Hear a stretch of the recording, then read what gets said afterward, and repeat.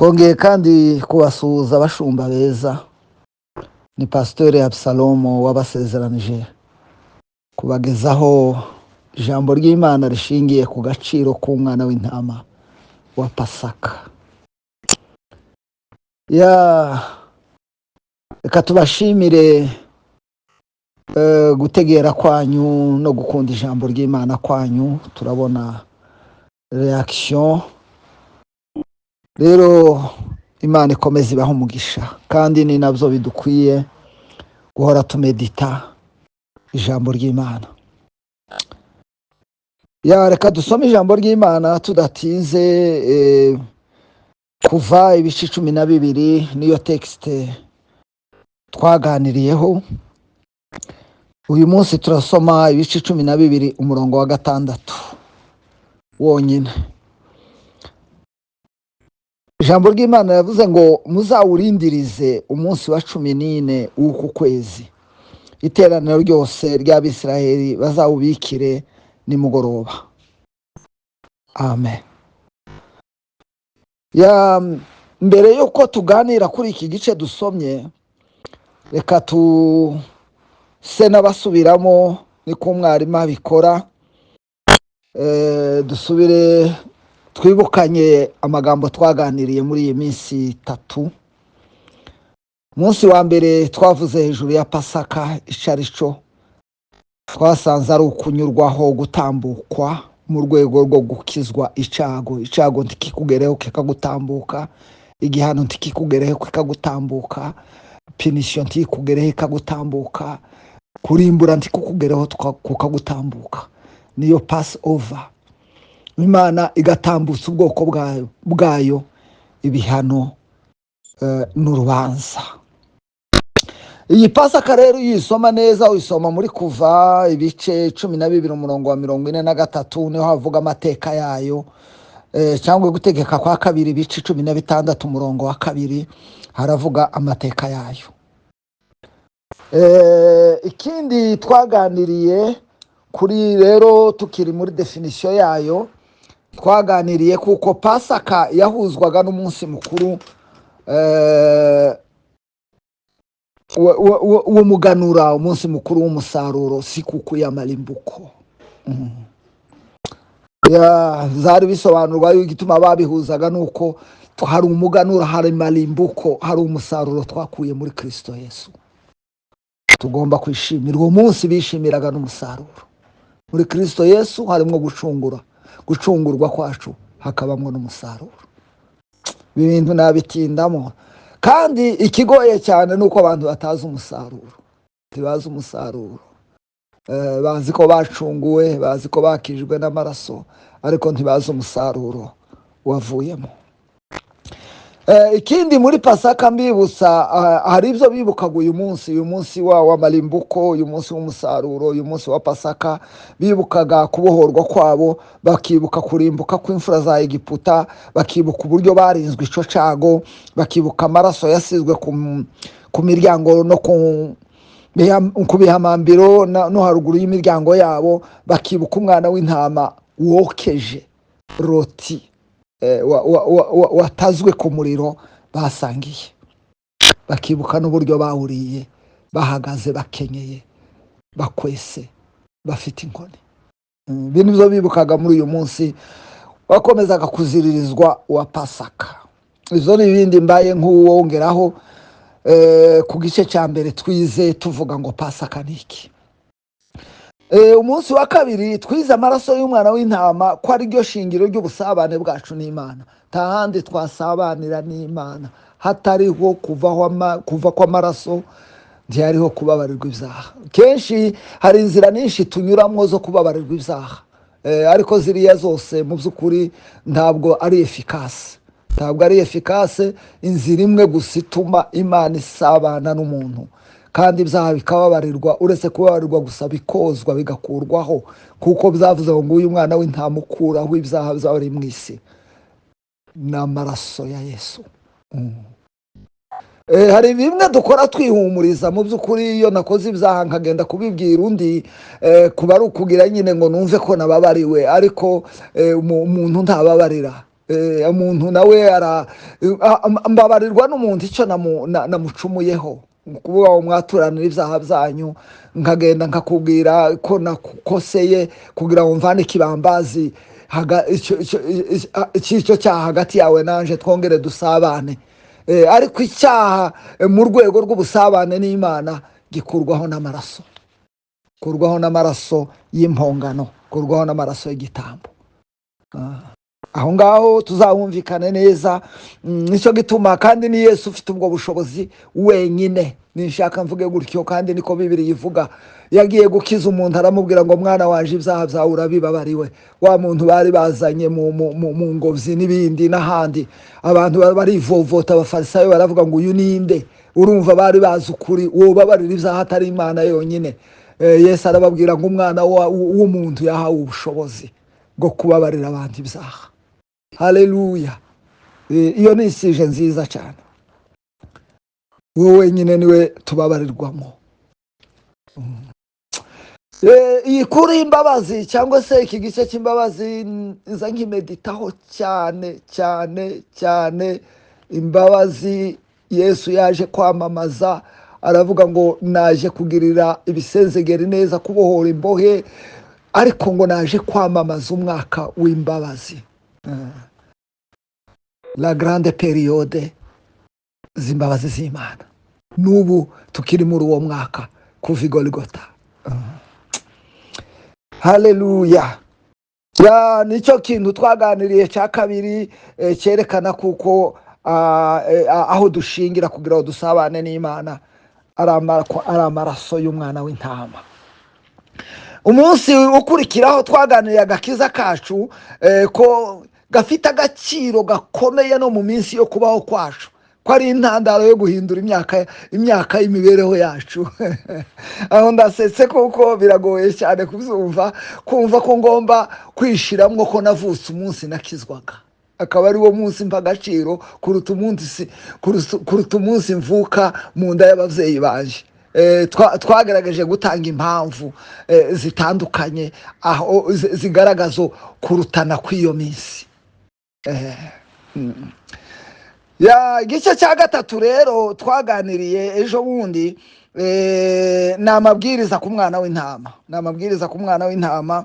Ejo twaganiriye imiterere y'umwana w'intama, ukuntu atari afite inenge, ukuntu yari umusore kandi akaribwa ari umwe mu nzu, ntabwo umwe yaryaga uwe, buri inzu niyo yasangiraga umwana w'intama. Aha cyane twabivuze ko inzu ari umuryango n'itorero basangira Yesu. Uyu munsi turaganira hejuru y'ikindi ku mabwiriza y'umwana w'intama, kivuga ngo wagombaga kubikwa ugategereza igihe. Ntabwo ndi bubitindemo kuko ndihuta ngo ejo nzaganire hejuru y'imirimo ibiri mikuru y'umwana w'intama ku itorero. Wenda nzaganira umwe ndekera aho ngaho, nta seminari zirenze iminsi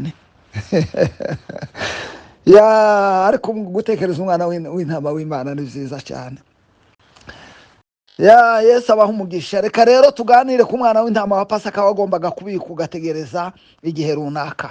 Niho dusomye ku rindi bwiriza ryaravugaga ngo muzawurindire umunsi wa 14 w'uku kwezi, iteraniro ryose ry'Abisiraheli bazawubikire nimugoroba, bawice nimugoroba. Gucungurwa kwacu ntabwo cyari igitekerezo gisha ku Mana. Ntabwo Imana yahise yikanga Adamu na Eva bacumuye ngo ivuge ngo ndabigenza nte. Oya, uwo mushinga yari usanganywe. Ni ikintu gikomeye cyane, uwo mushinga yari usanganywe. Hari hamwe nzaganira nkavuga nti Imana ngo yarakoze iruhuka ku munsi wa gatandatu. Nkavuga nti mu by'ukuri Imana yaruhutse imirimo yo kurema, ariko yatangiye indi mirimo yo gucungurwa. Yatangiye umushinga wawe yari ifite wo gucungura Adamu.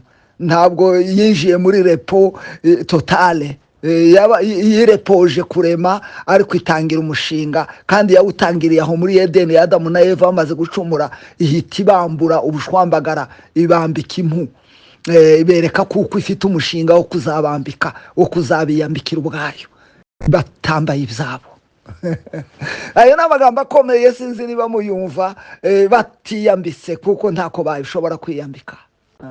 Nzabambika.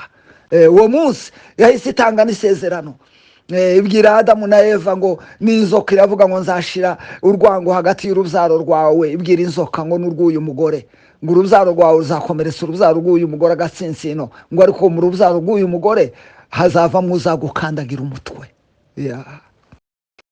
Umushinga rero ntabwo icyo gitekerezo cyo gucungurwa cyafashe Imana aho. Gucungurwa kwacu kwari gushingiye ku maraso y'umwana w'intama, bikurikiranye n'umugambi w'Imana yari ifite mbere y'ibihe, mbere y'ibihe isi itararemwa, mbere isi itarabaho na Satani n'icyaha bitarabaho, mbere y'uko ijwi ry'Imana rihamagarira ibintu byose kubaho, uwo mugambi ukomeye uva mu rukundo rw'Imana wari uriho. Imana yari ibizi kandi irabitegura, irabitegura n'ukuri. Imana mu bumenyi bwayo bwa omniscience, ko ni omnipotent, ni omniscience, ni omnipresent, yari izi ko Satani azayazwa mwene muntu, itegura umugambi wo kuzamucungura. Haleluya. Itegura umugambi w'agakiza. Umugambi wa Satani wo kwangiza isi, ayangirisha icyaha, wabaye urugi rukingurira Imana inzira yo kugaragaza umugambi wayo utangaje wo gucungura isi. Rimwe na rimwe la cause, impamvu y'ibibazo, intandaro y'ibisubizo. Ibibazo iyo bije bikingurira umuryango ku bisubizo mu kuboko kw'Imana, kandi ni naryo shingiro ryo gushima kwacu. Ntabwo twashimira imbaraga z'Imana ngo tuvuge imirimo yayo tutarahuye n'ibibazo Imana yakemuye. Cyo ni ikintu gikomeye. Nicyo gituma gutinya ibibazo no kubyanga rimwe na rimwe atari byiza. Tugomba kubyakira kuko bya bibazo iyo tubivuyemo, ukuboko kw'Imana kuragaragara, amashimwe yacu akaba menshi. Abaririmbyi bazabaririmba. Ibyo ngibyo bigaragazwa rero n'iki gice tumaze gusoma mu by'ukuri kivuga ngo umwana w'intama wagombaga kubikwa ugategereza umunsi wa 14, ugategereza igihe ukabikwa. Uyu mwana w'intama barawubise, barawurinda, bamaze kuwusuzuma barawurinda, barawubika. Imigambi y'Imana y'iteka ryose ishingiye muri Kristo, nta mbaraga z'umwanzi zishobora kuyihagarika, ahubwo imbaraga zose z'umwanzi izana kuri twe, umwanzi akazana imbaraga nyinshi kuri twe zigira ngo zihagarike ubuzima, zigamije kurwanya umugambi w'Imana, zikingurira Imana umuryango mugari kugira ngo ubwenge bw'Imana butagereranywa bwigaragaze. Umukristo w'umunyabwoba rero nje nzamutinya, sinzamupinga. Mu by'ukuri ubwoba naturel bubamwo, ariko kwizera guhamye gushingiye ku rufatiro rwiza kumara ubwoba. Haleluya. Nicyo gituma ubwoba bwa Dawidi utaruni no mu gihe cyacu cyiza nk'iki bwashize imbere ya Goliyati, kuko yibutse iby'Imana yakoze. Umwana w'intama w'Imana utagira inenge, wateganijwe n'Imana, imfatiro z'isi itarashingwa. Imana yari yarateganije kugira ngo tuzacungurwe. Uko gucungurwa kwacu kwaguhoze mu bitekerezo by'Imana isi itararemwa. Uko kuri kugucungurwa kwacu kwagaragaye bwa mbere Adamu na Eva bamaze gucumura. Nabivuze ndabisubiramo, wa munsi mu ngobyi ya Edeni, aribyo bamwe bita Pasaka ya mbere. Ziriya mpu Imana yambitse Adamu na Eva.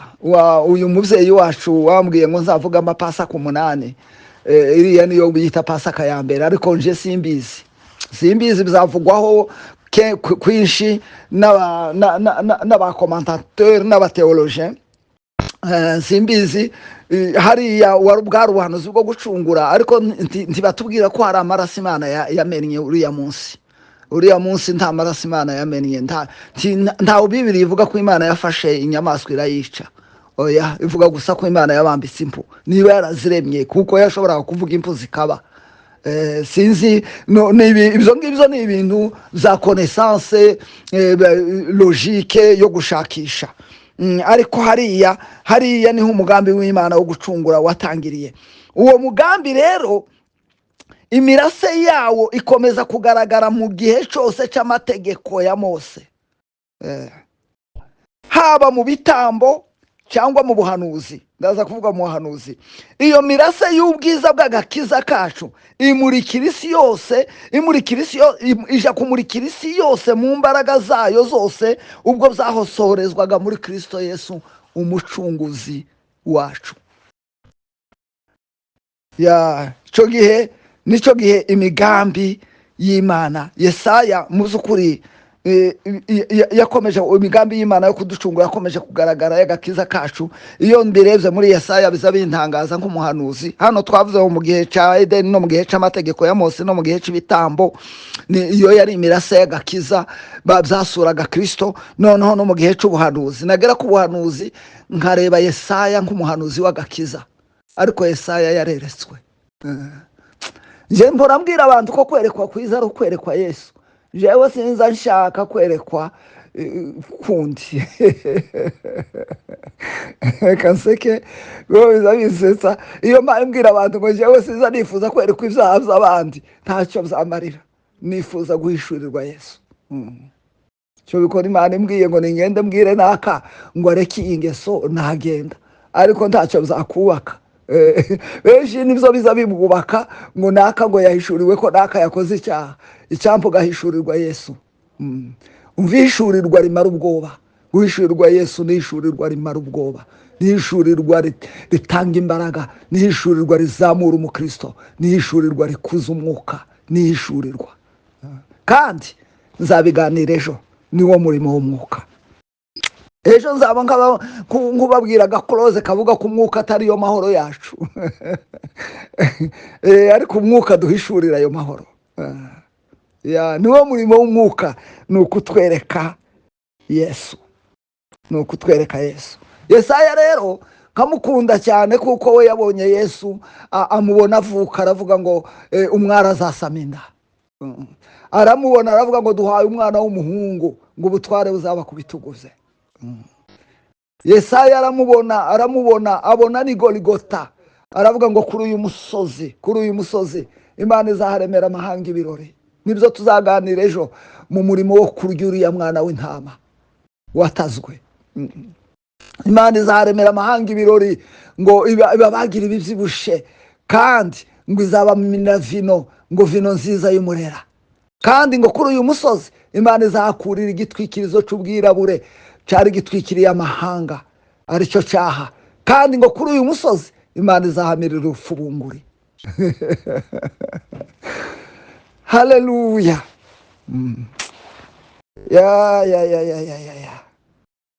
Mbega inkuru nziza. Yesu ni mwiza bavandimwe.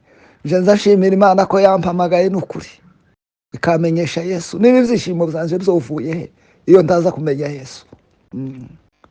Tibyovuye mu mafaranga, aza ngora. Reka dusoma ijambo ry'Imana ndangize akanyamuneza katanjana umwanya. Luka igice cya mbere umurongo wa 78 79 haravuga ngo kubwo umutima w'imbabazi y'Imana yacu niwe uzatuma umuseke batambikira. Iri ni isengesho. Uvuye mu ijuru ukamurikira bicaye mu mwijima no mu gicucu cy'urupfu, no kuyobora ibirenge byacu mu nzira y'amahoro. Timoteyo wa mbere ibice 3 umurongo wa 16. Si ugushidikanya ubwiru bw'Imana burakomeye cyane. Imana kwerekana ifite umubiri, ikagaragara nk'umukiranutsi mu mwuka, ikabonwa n'amarayika, ikamamazwa mu banyamahanga, ikizerwa mu isi, ikazamurwa, igahabwa ubwiza. Murumva ko uyu mugambi ari uwa kera cyane. Ubu bwiru burakomeye. Ubu bwiru burakomeye. Ndabireba mu bice. Abaheburayo ibice 10 umurongo wa 5 haravuga ngo nicyo cyatumye ubwo Yesu yazaga mu isi yaravuze ngo ibitambo n'amaturo ntiwabishatse, ahubwo wanyiteguriye umubiri. Ngo abamarayika bazaga bareba umubiri, hari umukomantateri watubwiye ngo bakawureba ngo bakavuga ngo siri ya Mungu ni kubwa. Umubiri wari uteguye uwo nguwo ni komantatere, ariko Yesu yawambariye mu nda ya Mariya. Yesu avuga, umwanditsi arandika avuga ubu buhanuzi w'Abaheburayo ku murongo wa 7, aravuga ngo mbera ko ndavuga nti dore ndaje mana mu muzingo w'igitabo, niko byanditswe kuri nje, aho ni mu buhanuzi, nzanywe no gukora ibyo ushaka. Amaze umurongo wa 10 ukavuga ngo uko gushaka kw'Imana, haleluya, niko kwatumye twezwa, tubiheshejwe n'uko umubiri wa Yesu watambwe rimwe gusa ngo bibe bihagije iteka ryose. Ndashaka ngo musure nyakakadu ngo bibe bihagije iteka ryose, watambwe rimwe gusa. Ubutunzi buhebuje bwako gakiza buzagera ku mwuzuro wabwo neza igihe igicu cy'ubwoko bw'Imana bwambaye imyenda yera burimo buzunguza amashami y'imikindo mu ntoke zabo. Igihe icyo gicu kizaba kigose intebe y'umwana w'intama w'Imana, nicyo gihe uyu mugambi uzuzura, uhereye mu kuremwa kw'isi, mbere yo kuremwa kw'isi kugeza iby'iki gihe birangiye tubonye iyindi si nsha. Umugambi w'agakiza kacu nibwo uzasohora, wuzuriye muri Kristo Yesu kugira ngo duhuzwe n'Imana, ariko imibiri yacu iracyari mu isi. Umunsi umwe tuzagota intebe y'Imana dufite imikindo turirimba. Biri mu Byahishuwe ibice 7 umurongo wa 9, haravuga ngo hanyuma y'ibyo mbona abantu benshi umuntu atoshobora kubara, bo mu mahanga yose n'imiryango yose n'amoko yose n'indimi zose, bahagaze imbere ya ntebe n'imbere y'umwana w'intama, bafite amashami y'imikindo mu ntoke zabo, bavuga bati agakiza n'ak'Imana yacu yicaye ku ntebe n'ak'umwana w'intama. Akagakiza haleluya, akagakiza twasohoyemo, akagakiza kuzuye twagahawe n'Imana n'umwana w'intama. Ibyo ngibyo by'icyo gihe ngo ibyaremwe byose bizaruhukira munsi y'inkoni y'ubutegetsi bw'amahoro y'umwana w'intama, nabyo ngo kandi bive mu bubata bwo kubora, bivuye mu bubata bwo kubora. Ibyo tubisoma mu Baroma ibice 8 umurongo wa 19 na 21, haravuga ngo kuko ndetse n'ibyaremwe byose bitegerezanya amatsiko guhishurwa kw'abana b'Imana, yiringira ko nabyo bizakurwa muri ubwo bubata bwo kubora bikinjira muri uwo mudendezo w'ubwiza bw'abana b'Imana umunsi agakiza kacu kazuzura. Haleluya.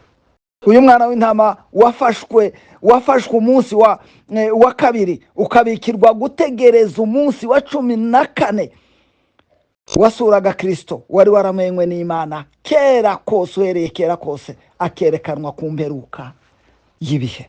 Uwo mugambi w'Imana w'iteka ryose niwe shingiro n'urufatiro rw'amahoro y'abizera.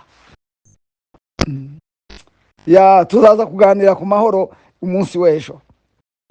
Iyo dusomye Petero wa mbere igice cya mbere umurongo wa 20, haravuga ngo wamenywe n'Imana kera isi itararemwa, akerekanwa ku mperuka y'ibihe. Gucungurwa kwacu kwabaga mu bitekerezo by'Imana isi itararemwa, kugaragazwa ku mperuka y'ibihe, mu gihe cy'imperuka.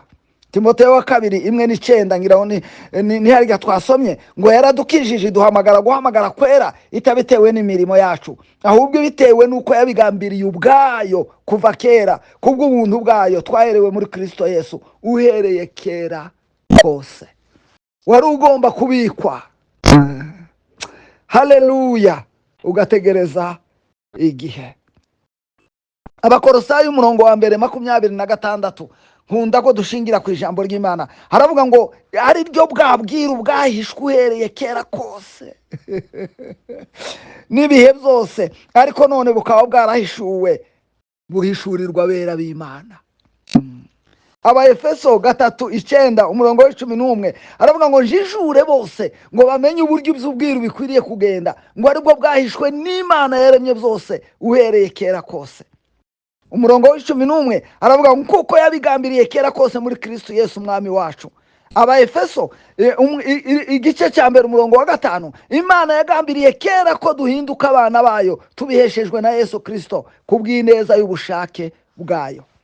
Reka wenda ibice natekereje ni byinshi, ariko reka turangirize muri iki gice cy'Abafilipi 4:4, haravuga ngo maze igihe gikwiye gisohoye. Imana yohereza umwana wayo wazawe n'umugore kandi wavutse atwarwa n'amategeko ngo acungure abatwarwa n'amategeko biduheshe guhinduka abana b'Imana. Haleluya. N'amazina yacu yanditswe mu gitabo cy'ubugingo uhereye kera. Ijambo rivuga ngo uwamenywe n'Imana kera isi itararemwa ritugaragariza uburyo Imana yacuze umugambi wayo wo kuducungura ushingiye mu rukundo rwayo kuva kera. Uwo mugambi w'agakiza kacu ukaba wubatswe ku mpongano y'amaraso y'agaciro y'umwana w'intama ari we Yesu Kristo umukiza wacu. Yesu niwe wahoze mu mugambi w'Imana n'urukundo rw'Imana kubijanye no gucungurwa kw'isi. Dukurikije amategeko, amateka y'impumeko y'Imana, dusanga ko buri muhango, buri kintu, buri tegeko na buri gitambo byose byasuraga cyangwa byahanuraga umwana w'intama uzakuraho ibyaha by'abari mu isi. Yohana, reka ariho turangiriza igice cya mbere umurongo wa 29 haravuga ngo bukeye bwaho Yohana abona Yesu aza aho ari, aravuga ati nguyu umwana w'intama w'Imana ukuraho ibyaha by'abari mu isi.